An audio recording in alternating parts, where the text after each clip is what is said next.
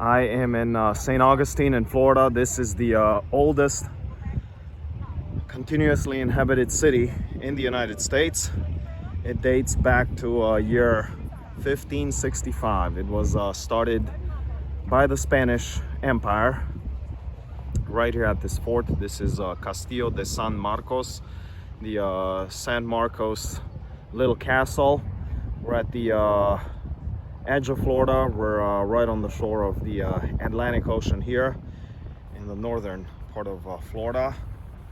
And San Marcos Castle, oldest European continuously inhabited city in the United States, 1565. Now, Pensacola, Florida is actually 5 years older. It dates back to 1560.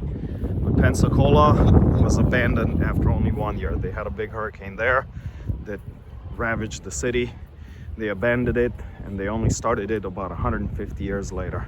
So as a continuously inhabited city, I will say this again, this here is the oldest one. I'm going to walk through the city. It's a quite charming city, or little town, I guess. It's not a major city. Jacksonville, Florida is to the north, about 30 miles. It's a 1 million, almost 1 million people city. But really quaint streets here, you'll see in just half a minute. And I'm going to go to the main Spanish Plaza. The entire town still has a very strong Spanish heritage, culturally, historically, cuisine-wise. Charming little town. So we're getting away from the fort. Get caught in this traffic. All right. Let's see where I can jaywalk here.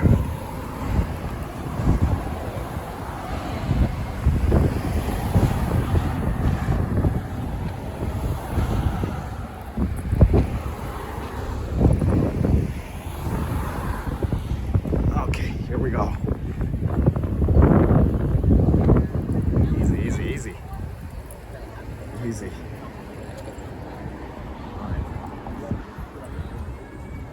The dog of a homeless person almost. Well, not almost. He was just sniffing me.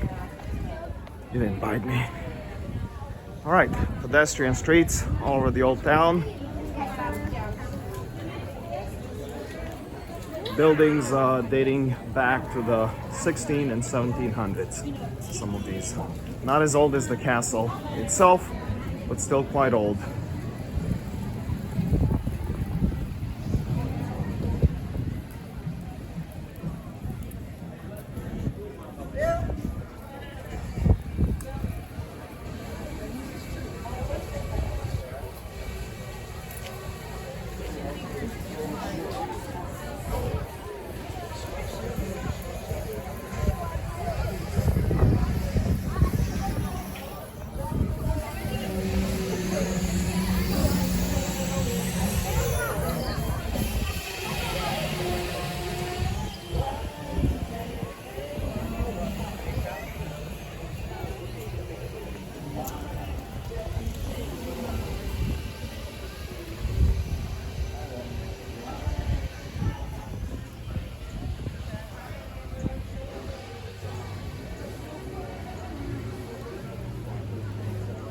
Lots of souvenir shops, ice cream parlors, seafood everywhere.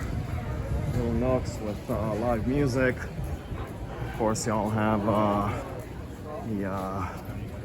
the cheap plasticky stuff from, well, imports. I'm not gonna say what countries, but you can imagine what countries I'm thinking of. T-shirts and plastic stuff. Maybe more authentic stuff here. Maybe. I don't know.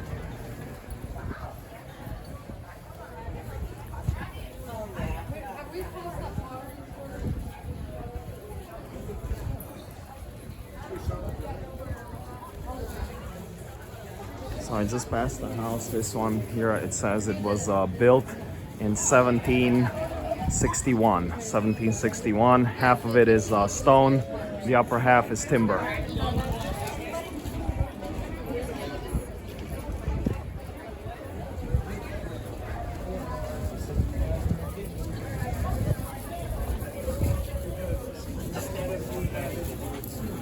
Here they have textiles that recreate how they were done in the 1500s, 1600s, and 1700s. I'm going to go into that later today.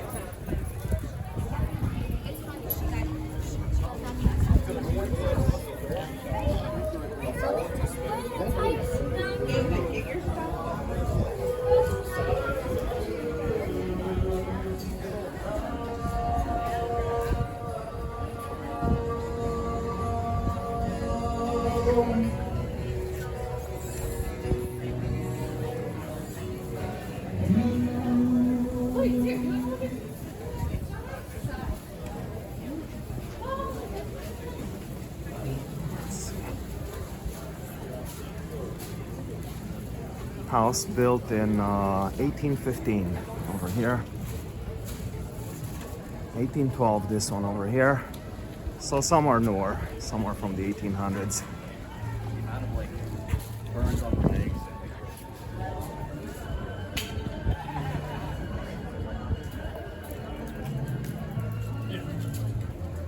We have St. Augustine's flag over here.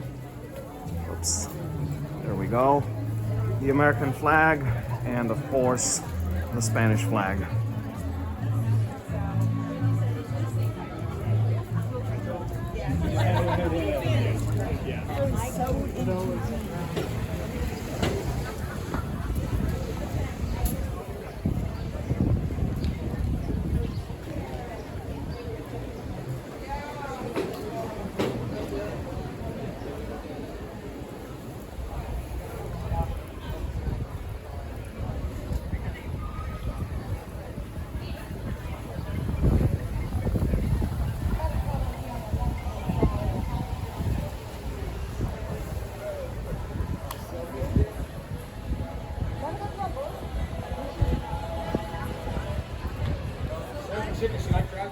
Thank you.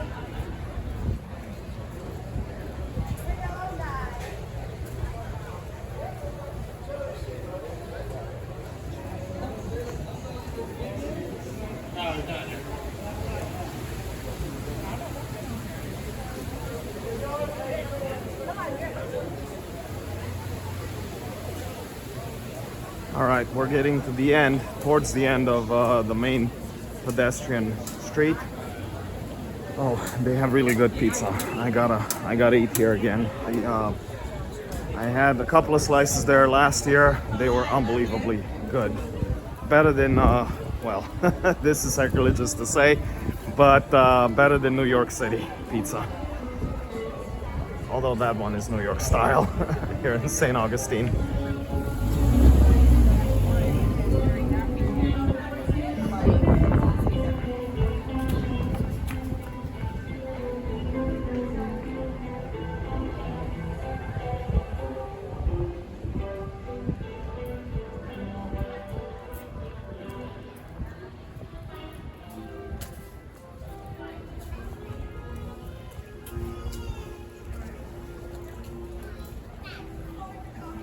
So we have a few, these are palmetto trees, not palm trees.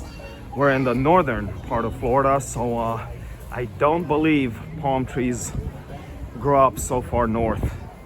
But palmetto trees, a related tree, smaller, they do get up to here. They get into South Carolina even. That's why South Carolina is called the Palmetto State.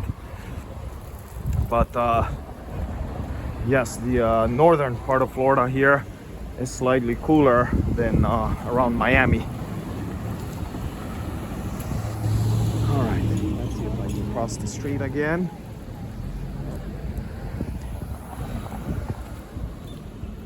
Okay, here we go.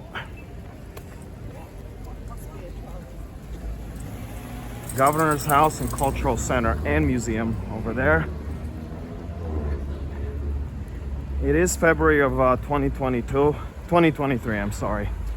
And even though it's February only, so technically still winter, it's a scorching day. It's really, really hot even here.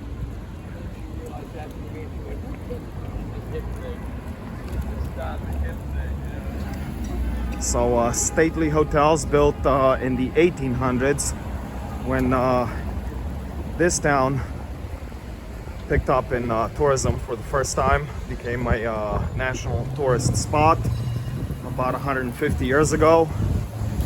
And that's when they started building some of these newer buildings. They, again, they're about 100 to 150 years old, beautiful hotels. A nod to Spanish heritage. They have a lot of cues taken from their architecture from Spain.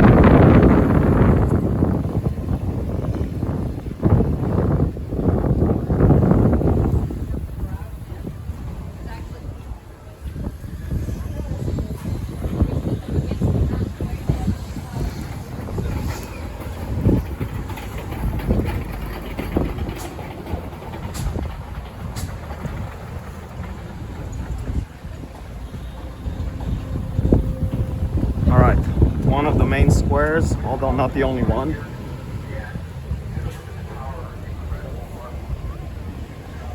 The Alcazar Plaza here.